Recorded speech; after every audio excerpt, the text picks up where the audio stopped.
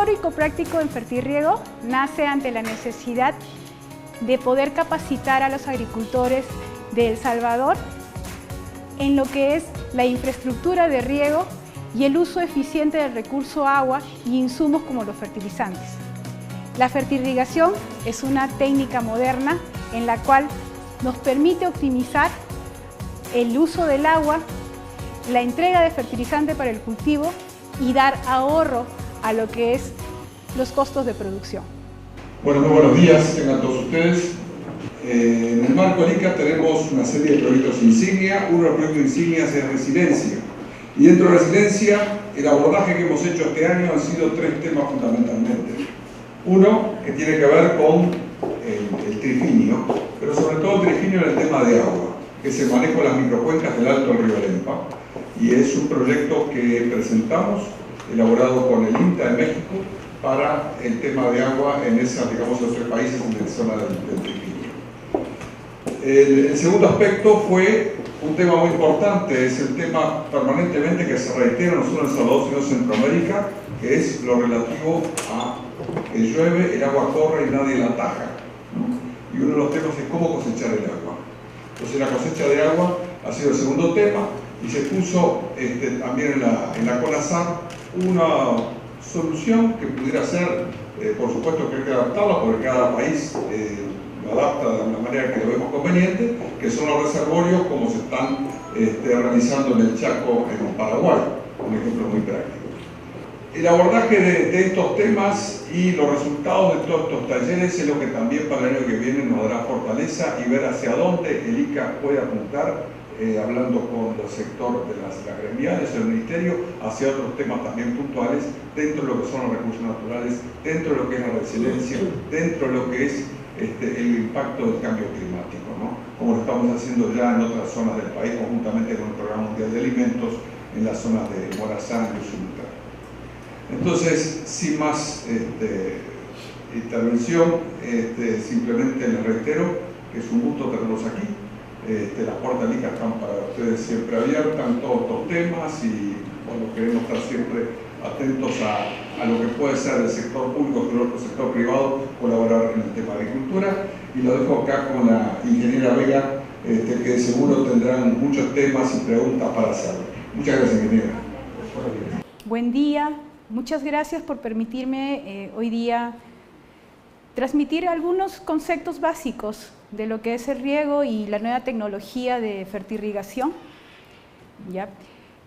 Bien, es cierto, el día de ayer tratamos los temas desde un punto de vista de estadística, aplicaciones, consecuencias. Hoy día vamos a tratar las bases de todo lo que es el riego, ¿ya? Y de todo lo que es la fertirrigación.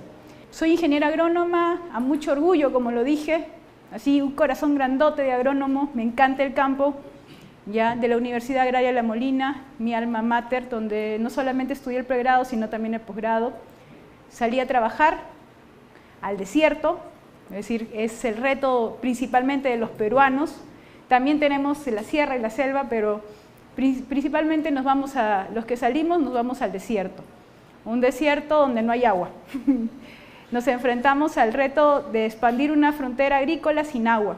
Por eso es que el fertirriego fue una de las grandes alternativas ya que nos ayudó. Hemos sufrido un proceso de adaptación, todavía seguimos en transición porque hay muchos cambios. Ustedes saben que la modernidad todos los días está permitiéndonos los cambios ya en los equipos, en los materiales, en los software, ya, y aún no acabamos realmente de aprender. Todos los días aprendemos algo. Entonces, lo primero que voy a empezar es preguntándoles a ustedes qué es el riego. ¿Alguno de ustedes quiere contribuir conmigo y ayudarme para que yo hable menos y ustedes hablen más? ¿Qué es el riego? ¿Nada? Ok, entonces voy a coger mi víctima. ¿Podrías decirme qué es el riego? Bueno, para mí es una parte complementaria para complementar la cantidad de agua que la planta necesita. Ok, a ver. El suministro de agua o del vital líquido, digamos, para una planta o para un cultivo. Ok, perfecto. Yo creo que los conceptos que nos han dado de los dos compañeros ya complementan muy bien lo que les voy a decir. Muy bien, entonces el riego, como sus compañeros nos han dicho, en conclusión viene a ser la aplicación del requerimiento hídrico de los cultivos. Entonces acá tenemos un riego por surcos en el cual estamos retribuyendo a este maíz la necesidad del agua para seguir creciendo y desarrollarse. Igualmente, aquí en arroz, en la zona de la selva de Perú, que lo hacemos a través de melgas, aplicamos el riego ya en pozas, ya en esta cebolla, como lo ven acá, se hace a través de un riego por goteo, ya ahí está ya más para la cosecha, para lo que es el secado. En este granado, también a través de mangueras, se retribuye la necesidad hídrica, el requerimiento hídrico del cultivo. Acá en otro cultivo, en la zona de Olmos, también a través de riego por goteo, estamos retribuyendo ya esa necesidad de agua por la planta. Pero la pregunta es, esa aplicación, esa retribución, ¿es natural o artificial? Artificial. Esa es la palabra que va a diferenciar al riego. El riego es la aplicación artificial que nosotros damos al cultivo para complementar su requerimiento hídrico. No es algo natural, porque nosotros lo realizamos, el hombre interviene. Esa es la diferencia. Voy a usar las 4 preguntas básicas que mi guía y maestro en suelos nos hacía. ¿Por qué riegas? ¿Cuál es la necesidad de regar? ¿Por qué riegas? Ayúdenme, si no yo cojo víctima hoy día. Para compensar la falta de recurso hídrico en la planta. Muy bien, yo riego para compensar la falta, la necesidad de agua que tiene para poder desarrollarse. ¿Qué pasaría si no riego? Desarrollo las funciones vitales, crecimiento y desarrollo de la planta. ¿Y en qué consecuencia recaigo? Baja producción. Muy bien. ¿Cuándo riego? Todos los días. Si hace frío, riego. Si hace calor, riego. Si llueve, riego. Si no llueve, riego. Si la planta está chiquita, riego. Si la planta está grande, riego. Si la planta está en estado vegetativo, riego. Si la planta está en cosecha, riego. ¿Cuándo riego? Cuando la planta lo necesita. Efectivamente, cuando la planta lo necesita. Ni antes ni después. Así como nosotros.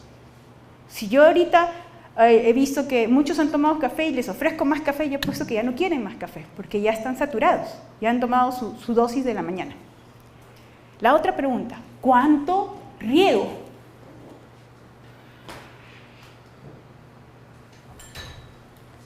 No sabemos regar.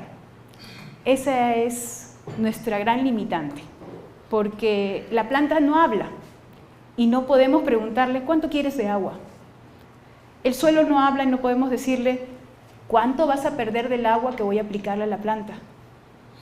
El agua no habla y te dice yo soy de buena calidad, le voy a servir a la planta. Es una interacción agua-suelo-planta para poder regar, pero la pregunta es ¿cuánto riego? ¿Cuánto? Para eso existen cálculos teóricos, aproximaciones para poder determinar los requerimientos hídricos. Algunos autores se basan en todos los parámetros, o mejor dicho, todas las variables climáticas, ¿ya? Y las condiciones de crecimiento de cultivo para determinar una evapotranspiración de cultivo, que multiplicado por un estado fenológico te da su requerimiento neto del cultivo, que dividido sobre las pérdidas, que lo llamamos eficiencia, ¿ya? Te da la lámina de riego. Pero es teórico. Finalmente, ¿cuál sería nuestro complemento para corroborar que esa lámina aplicada o que cuánto regué es lo correcto? Pero la planta va desarrollando bien. Ya, buen punto. Ver que la planta va desarrollando bien. Pero solamente a la planta tengo que verlo. Mi sistema solo es la planta, el suelo. Algo que yo siempre recomiendo es que aquellos que estamos metidos en campo, nuestro mejor aliado es la observación y nuestra mejor herramienta es la mano. Nosotros tenemos que abrir un pequeño hoyo en nuestro suelo para poder palpar el suelo y ver si tiene la humedad suficiente como para que esa planta tome el agua que está en ella. Si no la tiene, ya vamos a tener que retribuirle más. Tal vez nuestros cálculos no fueron los correctos, algún error hubo, porque como les dije, son cálculos teóricos. Otros autores no usan todas las variables climáticas, ¿ya? Usan simplemente la evaporación. Ven cuánto ha evaporado una hectárea de agua y en base a eso, con unos factores de corrección y también con el coeficiente del cultivo, determinan cuánto necesita de agua el cultivo. Luego, otra vez sobre la eficiencia del sistema, calculan la lámina. Eso lo vamos a ver mañana. Hoy día no hay cálculos, hoy día se libraron de cálculos. Pero estas láminas aplicadas, es decir, la cantidad de agua de riego, solo son cálculos teóricos. La corroboración va a ser nuestra observación y nuestra evaluación tanto de la planta como del suelo. Acuérdense, nosotros estamos en un sistema integrado, no estamos en un sistema apartado. No es el recurso suelo solo, no es el recurso vegetal solo, no es el recurso agua solo. Son los tres interactuando. El agua entra al suelo, el suelo alimenta a la planta. Y finalmente, ¿cómo riego? ¿Traigo mi balde y echo el agua en la planta?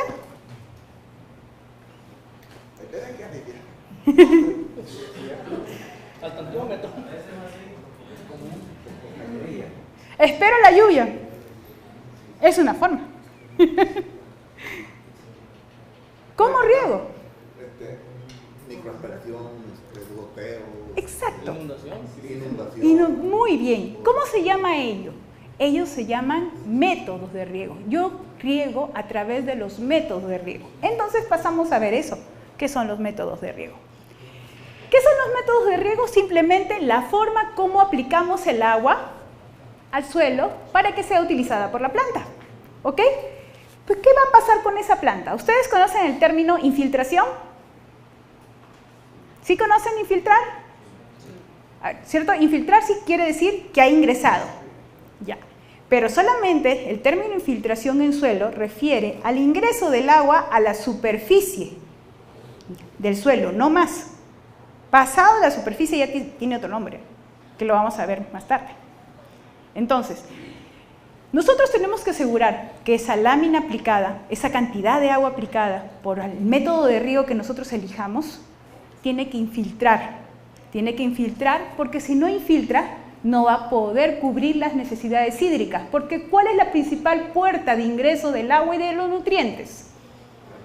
Las raíces. ¿Y dónde están las raíces? En el suelo. Entonces, tenemos que ir nosotros pensando en asegurar que esta agua infiltre.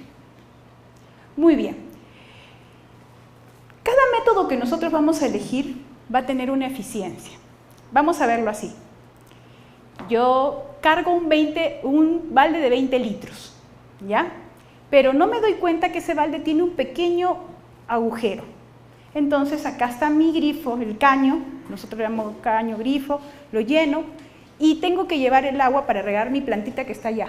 Y comienzo a caminar con mi balde. Pero no me doy cuenta que tiene su huequito. Cuando llego acá, me fijo y digo, no está lleno, está a la mitad. ¿Qué ha pasado? He perdido agua. Y el agua que quedó en el balde es el agua que realmente apliqué. Entonces, esa cantidad de agua aplicada la llamamos eficiencia. Entonces, cada método de riego, por lo mismo que nosotros vamos a transportar el agua hacia la planta, va a tener pérdidas durante el transporte, va a tener pérdidas dentro del campo. ¿Ya? Por eso es que cada método va a tener su eficiencia. Una eficiencia de conducción y una eficiencia agronómica. Y nosotros vamos a elegirlos en base a ellos. Luego de eso, no solo encontramos con la palabra método, sino nos encontramos con la palabra sistema de riego. Y ustedes se van a preguntar, ¿cuál es la diferencia? ¿Usamos método de riego, sistema de riego? ¿Es lo mismo? No, no es lo mismo. Porque un sistema tiene entradas y salidas. y tiene componentes. ¿Estamos de acuerdo? Sí. Entonces, un sistema de riego es aquel que tiene una infraestructura. Esa es la diferencia del método de riego.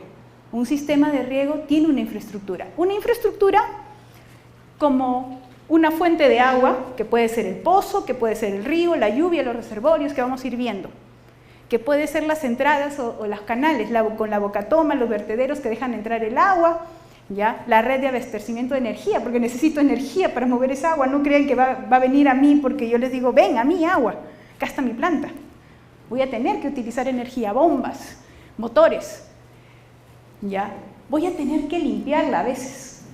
¿Por qué? Porque esa agua que utilizo en los sistemas de riego, que tiene una infraestructura, por lo mismo de que tienen accesorios, equipos delicados, yo no puedo hacer que ingrese agua con partículas, aguas contaminadas, porque las partículas pueden obturar los componentes, pueden obturar los accesorios, y cuando están contaminadas o conteniendo sustancias que no son buenas, pueden ser corrosivos y deteriorar los materiales. Y eso va a incrementar nuestros costos porque vamos a tener que cambiar esos materiales.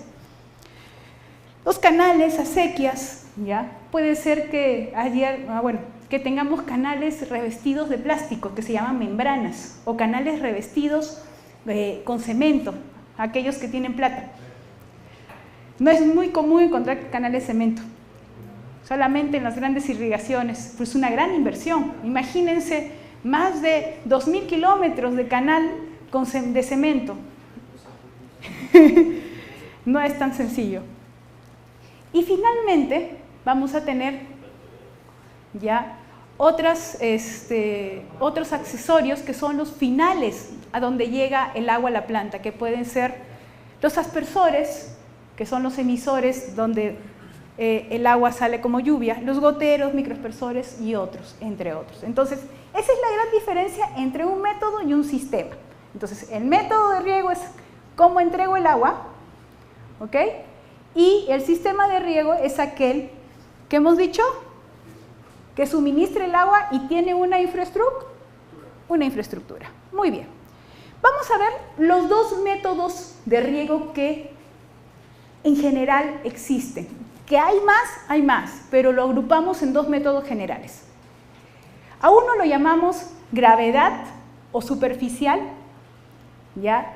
Porque nos ayudamos a través de la gravedad y a través de la pendiente del terreno para que el agua recorra el trayecto de los canales, recorra el campo. Por eso se llama gravedad o superficial. Todos los que preparamos el terreno, cuando vamos a preparar el terreno y vamos a hacer un riego por gravedad o un riego superficial, siempre damos una pequeña pendiente a nuestro campo para ayudar a que el agua fluya. ¿Estamos de acuerdo? ¿O no? ¿O todo plano? Y sopla y el agua va a avanzar. No, tenemos que dar una pequeña pendiente. Dentro de este riego de gravedad o superficial vamos a tener dos. Uno que va a cubrir todo el campo, como en el caso de arroz que les mostré, que lo llamamos inundación o melgas. Otros lo llaman pozas. ¿Ya? En mi país diferenciamos melgas y pozas por tamaño. Melgas son grandes, digamos así, hoyos donde sembramos arroz, y las pozas son más pequeñas, son familiares, por decirlo así. Y el otro tipo de riego superficial o por gravedad es el que va a cubrir parcialmente, es decir, que no voy a mojar todo el suelo, sino solamente una parte, que es el famoso método por surcos, que es el más común que nosotros manejamos. ¿Ok?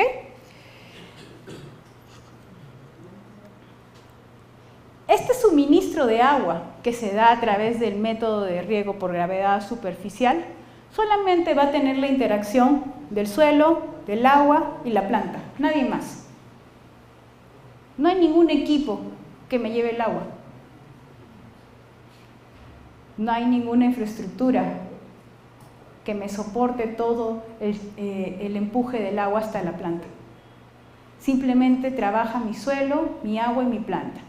Y es nuestro ingenio, ¿ya?, de la pendiente y la gravedad lo que favorece el movimiento del agua hacia toda la distribución del campo. Entonces, en base a ellos tres, es que yo voy a hacer la interacción para determinar el aporte hídrico y el aporte nutritivo, en base a ellos tres. Este es el método por surcos, que es un suministro de agua por gravedad parcial. Tenemos la cabecera, está bonito, es mi campo, ese es uno de mis campos que trabajo con mis chicos. De ahí tenemos los surcos, ¿ya? Lo único malo es que ese campo no tiene desfogue, por eso es que el agua se quedó inundada al último. Y el trayecto del canal.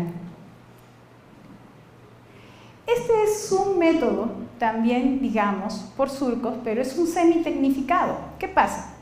Les comento cómo es la historia de este riego. Este es el famoso riego por mangas, es decir, nosotros transportamos el agua a través de una bolsa plástica, por llamarla así, ¿ya? Y le hacemos huecos en cada uno de los surcos por donde el agua tiene que ingresar. Y por eso lo llamamos semi-tecnificado. ¿Por qué? Porque el agua no se transporta a través del canal donde hay alta pérdida de conducción, sino a través de una manga. ¿Okay? Este es un campo de espárrago manejado bajo riego por goteo. Pero ¿qué pasó? Era un verano ya muy intenso y encima el nivel del pozo, el caudal del pozo bajó. Entonces, ustedes saben que si no hay agua, mi producción se viene abajo. Y como teníamos pozo, lo único que nos quedó fue comprar una manga, sacar el agua del pozo a través de la manga y llevarlo al campo y hacerle esos huequitos y colocarles esos accesorios que son las válvulas. Y entonces, por eso lo llamamos semi-tecnificado. ¿Ok? Pero en realidad ese campo es un riego por goteo, solo que la necesidad de la cosecha, porque teníamos que cosechar, teníamos que sacar más de 12 toneladas de espárrago por hectárea, nos llevó a hacer eso con el agua. Y fue una solución magnífica, porque aquellos que no saben, Perú tiene suelos muy salinos en la zona donde producimos espárrago, y el agua en gravedad ayuda mucho al lavado de las sales. Entonces fue súper beneficioso para lo que era la producción y también para la mejora de las condiciones del suelo. Este es el riego superficial o riego por gravedad total, que inunda totalmente el campo. Ya, ahí están mis grandes melgas. Este es después de la preparación del terreno para sembrar arroz.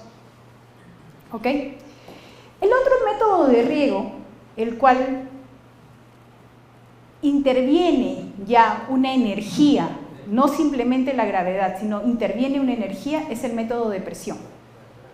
Por eso le llamamos métodos presurizados, así decimos. ¿Por qué? Porque le doy una presión, estoy presionando, algo que presiona, que ayuda a que el agua avance, lo que es la bomba y el motor. ¿Ok?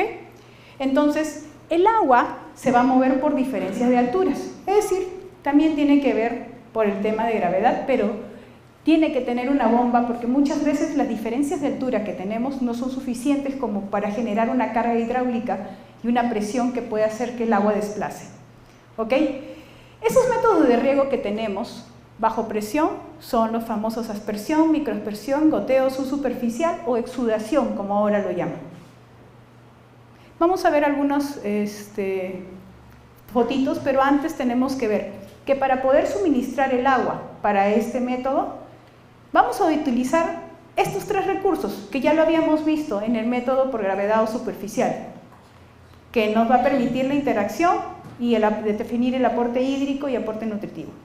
Pero como es un método de presión, el cual tiene un sistema, se convierte en un sistema de riego. Entonces, el método de riego presurizado es también llamado sistema de riego.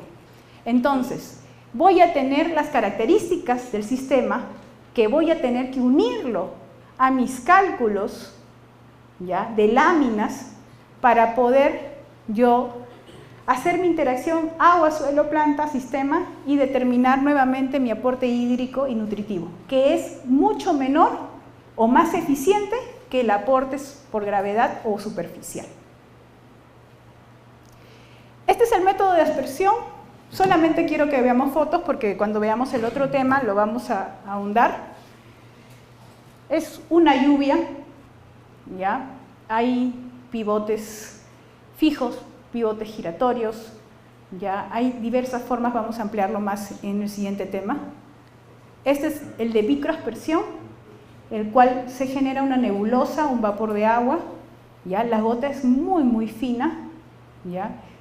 Normalmente se usa en viveros, porque en el campo la deriva no ayudaría. ¿Me entienden lo que es la deriva? Ok, entonces en el campo la deriva no ayuda, porque es una gota muy fina y se puede ir. Más se usa en viveros, y ahorita en el siguiente vamos a ver. Este es el método por goteo, este es un gotero. Dentro de los goteros existen goteros de todos los caudales. Por ejemplo, ese es un gotero de alto caudal, de 3.2 litros por hora. Es para un frutal. A veces los frutales de 10 años, 12 años necesitan una cantidad inmensa de agua. Entonces necesitamos goteros de mayor caudal para poder abastecer su necesidad hídrica en menor tiempo. Así como también tenemos goteros de 1 litro por hora, 1.6 litros por hora, que es lo más común para todos los cultivos. Adaptado al sistema de riego por goteo, tenemos todo tipo de cultivo, ¿eh? A pesar que el maíz no es rentable bajo método de riego por goteo, ¿ya? Se hace. El espárrago por excelencia. Acá tenemos brócoli, granado, y orgullosa de decirles que el granado se maneja muy bien bajo goteo. El higo, esas plantas grandotas, es decir, que ocupan 10 por 10, 100 metros cuadrados. ¿Ya? En los viveros, miren, el método por goteo, cada plantita o cada bolsa de una plántula tiene un gotero. Otras alternativas es colocarle un microaspersor, ¿ya? Pero no un microaspersor que haga así, sino un microaspersor, ¿ya? En el cual hace que el agua caiga. Y el riego subsuperficial, ese riego que va dentro del suelo, un riego donde las mangueras ingresan al suelo, son mangueras especiales porque pueden sufrir obturaciones, deterioros por el suelo, ¿ya? Y que tiene unos sistemas de exudación, así como si estuviera, así como cuando hacemos deporte y estamos nosotros sudando las gotitas, igualito. Ese mismo sistema tiene, por eso le digo que es un sistema especial y muy caro, ¿ya? Y como habíamos comentado el día de ayer para algunos que están y para los que han venido hoy día, ¿ya? Es muy usado en caña o en cultivos en los cuales las labores culturales que se realizan en la superficie son de corte de la planta total y quema, entonces no perjudica el sistema. ¿Cómo elijo el método de riego? ¿Cómo lo elijo? Ya después de haberlo visto, todo el mundo dice, voy a elegir aspersión, voy a elegir microaspersión, voy a elegir goteo. ¿Cómo lo elijo? Yo les pregunto a ustedes. Primero tiene que ver el tipo de agua con el cuenta. Ya, es un punto, el tipo de agua. ¿Qué más? La calidad del agua. La calidad del agua, claro, como lo dice el señor. La cantidad de agua y el tipo de cultivo. El tipo de cultivo, eso es importante. Para escoger el método de riego tengo que saber qué cultivo voy a sembrar. Imagínense que ustedes instalen, ¿ya?, un sistema de riego presurizado, ¿ya? No utilicen gravedad, sino un método de sistema de riego por presurización, y coloquen el distanciamiento entre goteros para que cada planta sea regada, reciba el agua y los nutrientes cada 30 centímetros. Y cuando se dan cuenta, entre planta y planta hay un distanciamiento de 50. ¿Qué pasó? Empezaron al revés. Se emocionaron, instalaron y se olvidaron que quien manda, ¿quién es? El cultivo. Y eso ha pasado muchas veces. Eso ha pasado muchas veces porque grandes empresarios vienen y dicen, tengo dinero, agricultura, instálenme, contraten, que vengan las empresas de riego y que me coloquen todo el sistema de primera. Y el señor le dice, ¿qué vas a regar? No, coloca nomás. Y cuando llegamos los agrónomos contratados para sembrar, los problemas comenzaron. Porque el distanciamiento no es el debido, las presiones no son las que queremos, el distanciamiento entre surcos tampoco, los tanques no son del dimensionamiento del cual buscamos, todo un problema.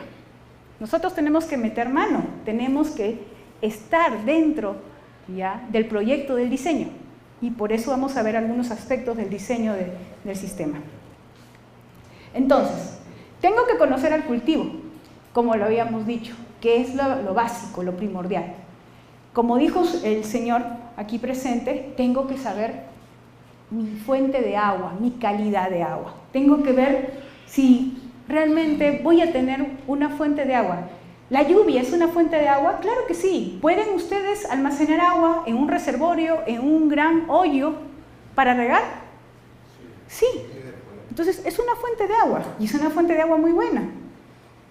¿Ya? Si su reservorio es limpiecito, el agua va a ser de muy alta calidad.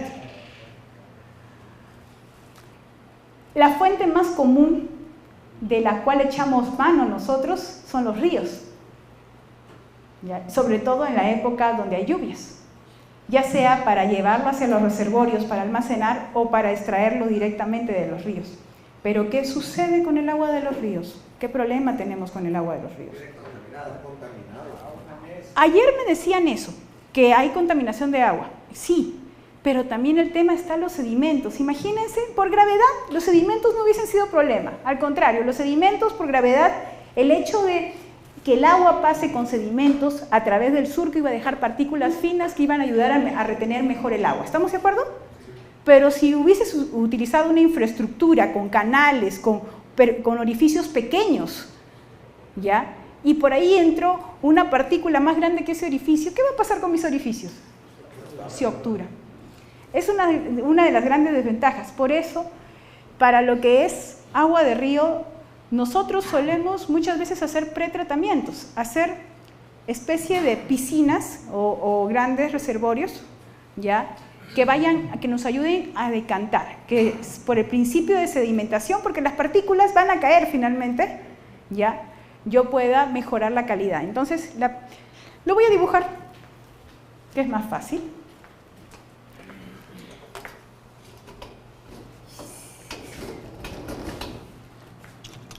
Hoy día con azul. Este es el río, ¿ok? Abro mi boca toma y acá tengo una sección que va a recibir el agua, ¿ok? Entonces, ya está mi sección que va a recibir el agua. Yo voy a colocar un tabique acá, un tabique, ¿ya? Un tabique en toda esta parte. Muy bien. ¿Qué va a pasar? En algún momento, ¿ya? Este es el segundo reservorio. En algún momento, el agua que se acumula acá va a rebalsarse y va a pasar al otro lado de esta manera. Si lo vemos de perfil, el tabique es así. Entonces, el agua va a rebalsar y va a pasar así. Díganme, ¿el agua que pasa con más sedimentos o menos sedimentos? Menos. Exacto, porque las superficiales son las que tienen menos sedimentos. Los sedimentos están quedando hacia abajo. Entonces, un sistema de cadenas, de pozas así, nos ayuda a decantar sedimentos. Pero no podemos darnos muchas veces ese lujo, porque es área, es área, ¿ya? Y es manejo. No solamente es, ay, qué lindo, hago mi huequito, voy entrando el agua, entra el siguiente. No, no es tan sencillo. Es inversión, es colocar los tabiques. Y a veces es necesario que tengan vegetación abajo, ¿ya? Por ejemplo, eso es lo que vi en el fondo de Paltos, muy interesante. Hay otros que lo colocan de cemento. Y de ahí luego tienes que hacer la limpieza de los sedimentos, si no se te disminuye el volumen o la capacidad de almacenamiento o de limpieza.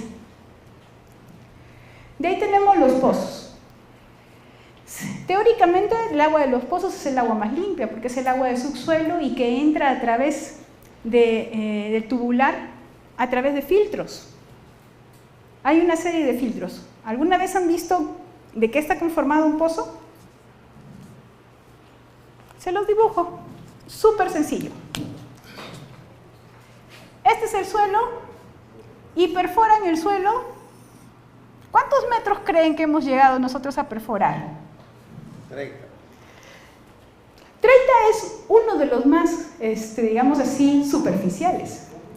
En Perú hay pozos que llegan más de 100 metros. ¿Y saben cuánto cuesta perforar 1 metro? $1000. $1000. Justo conversando, van varios años ya que es el promedio del costo de perforación de 1 metro. ¿Qué hay en este pozo? Está revestido de una serie de filtros. Tiene filtros. ¿Por qué? Porque si fuera totalmente tapado, el agua no podría infiltrar por aquí, no podría pasar, ¿sí o no? No podría ser permeable el agua de ahí, no podría jalar el agua de aquí tampoco. ¿Me entienden? No solamente el pozo recoge el agua que está al fondo, sino también el agua que es permeable a través del suelo. Entonces, esos filtros te permiten la limpieza del agua y sale un agua más limpia, de sedimentos, digamos físicamente, pero no químicamente. A veces viene muy salada, porque es muy profundo. Y la otra fuente son los reservorios, ¿no? Que son la gran alternativa para guardar agua cuando no tenemos. El tema está en que los reservorios necesitan espacio y también necesitan una inversión para hacerlo. No es simplemente hacer un hoyo en el suelo y ya, se acabó. Hay que hacerle un mantenimiento o protegerlo, ¿ya? Dependiendo de la textura del suelo. Si fuera un suelo arenoso, haces un reservorio en un suelo arenoso, vas a tener que revestirlo, porque si no el agua que entre ahí se va a infiltrar muy rápido. Si fuera un suelo franco, como lo hace esta empresa de acá, le pone vegetación. Entonces, con todas el talud con vegetación y la parte baja bien aplanada, compactada, se evita la percolación o la pérdida de agua. Otros, como les dije, tienen ¿qué cosa? Una estructura de cemento, más caro.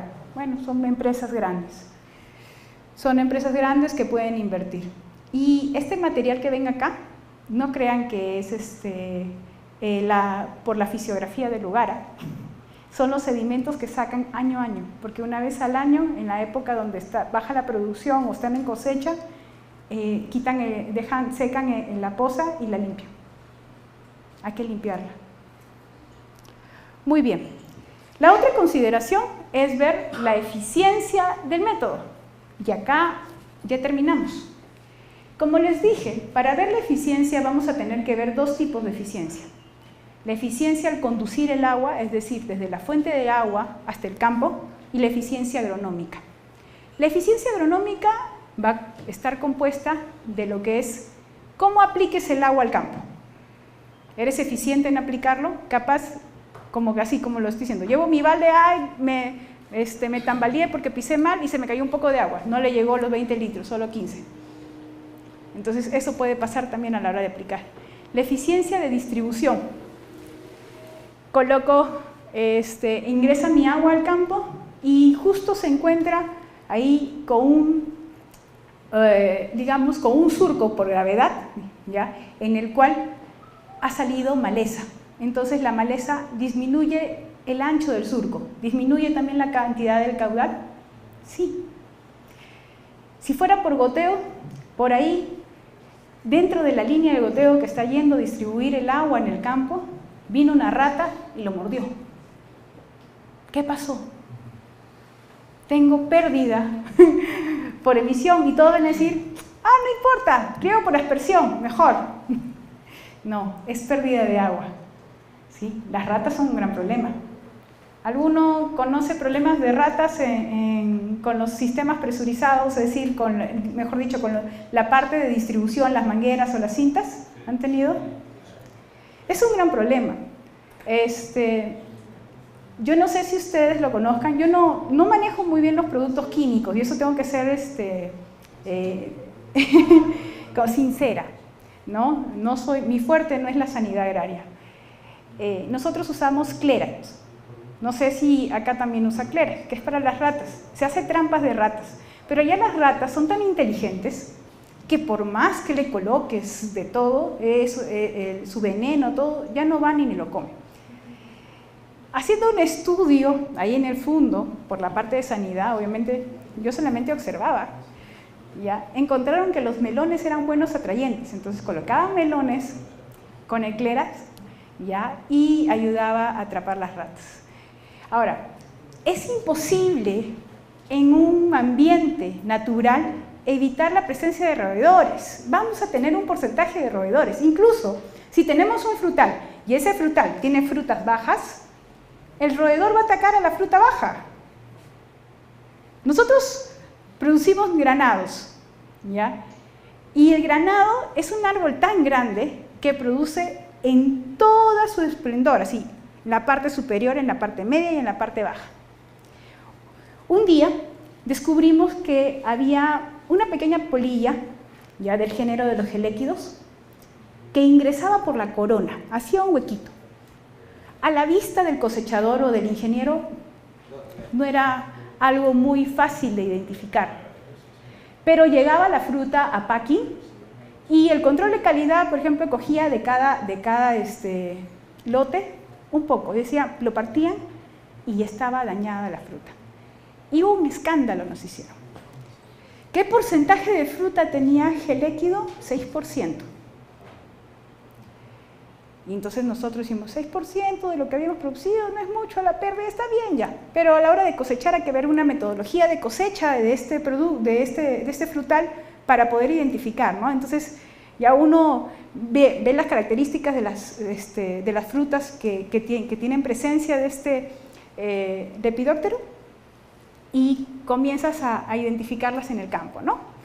Ya incluso se armó cuadrillas de personal para que pasearan por los árboles, ya después de la cosecha, para identificarlo. Entonces el punto estaba que al final hicimos un balance de todas las pérdidas. A mí me correspondían las pérdidas por rajado. Es tu riego, me decían. Es tu riego, tu nutrición. Te faltó calcio, boro, regaste mucho en cosecha. Difícil cuando es una cosecha escalonada, es decir, todo el tiempo tienes frutas grandes, chiquitas, decides, o mueren algunas o viven otras. ¿Ya? Todos decían, tu calcio y tu boro tienes que aplicar más. Bueno, yo decía, ya, bastante. Ya, mi parte hacía mis estudios pues, de absorción de nutrientes, así que tenía mi respaldo ahí. Y cuando hacen el balance, pues yo tenía más o menos un 8%, a veces me iba en algunos campos hasta un 35%, los campos más grandes se iban hasta un 35, 30% por rajado. ¿Ya? Pero cuando ven el daño, ya por el tema de todo lo que es parte sanitaria, se dan cuenta que el roedor era casi 10-15%. Frutas mordidas por roedor, 10-15%. El fondo que yo trabajaba es una de las empresas más grandes del Perú. ¿Va a evitar los roedores? Van a sacar todos los guardianes, ¿ya? Su escopeta y van a comenzar a matar roedores como se matan a las ardillas. No. Es difícil el control de roedores. Imagínense el maíz. Los roedores hasta suben la planta de maíz y se comen en la mazorca. ¿O no? Lo trepan. Parece que tuvieran en sus patitas algo que los pega.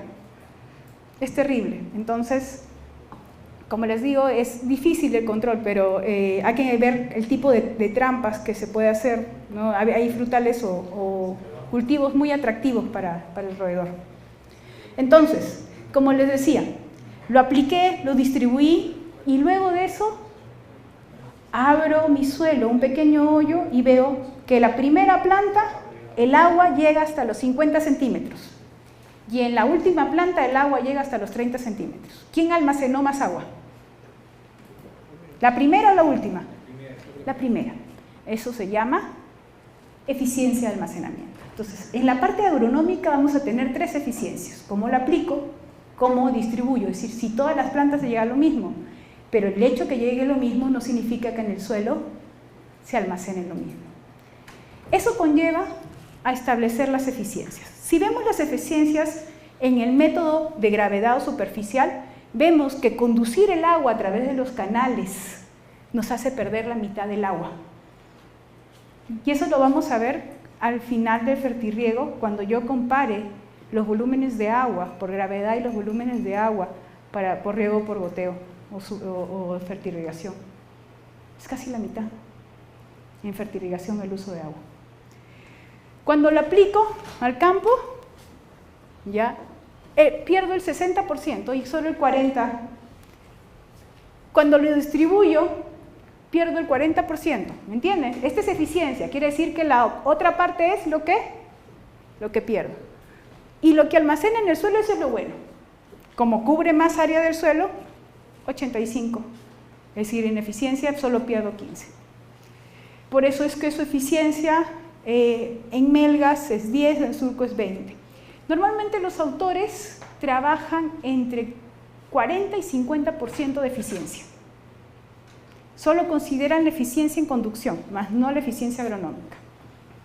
Porque dicen que a veces dar más agua te ayuda a disminuir estas pérdidas. Es cierto. Cuando vemos las eficiencias por método de presión, tenemos la dispersión, goteo, exudación. Su conducción es 1, no tengo pérdidas. ¿Me entienden? No tengo pérdidas. Su aplicación es casi 1. Quiere decir, lo aplico bien, llega al campo bien. Al distribuirlos, ya, distribuye mejor el goteo, pero mucho mejor la exudación. ¿Ya? En aspersión, la distribución a veces puede ser desuniforme.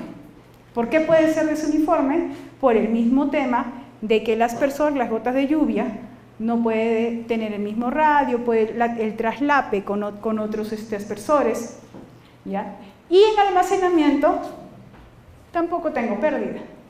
Por eso las eficiencias son tan altas. Llegamos a eficiencias en riego por aspersión de 70, 80, ahorita vamos a ver solamente eso, ya, goteo de 85, 95 y la de exudación llega desde 95 hasta 100%. Entonces, las eficiencias son una de las consideraciones que nosotros debemos tener para poder elegir nuestro sistema de riego o nuestro método de riego. ¿Ok? Entonces, con esto yo termino este punto, que es el riego.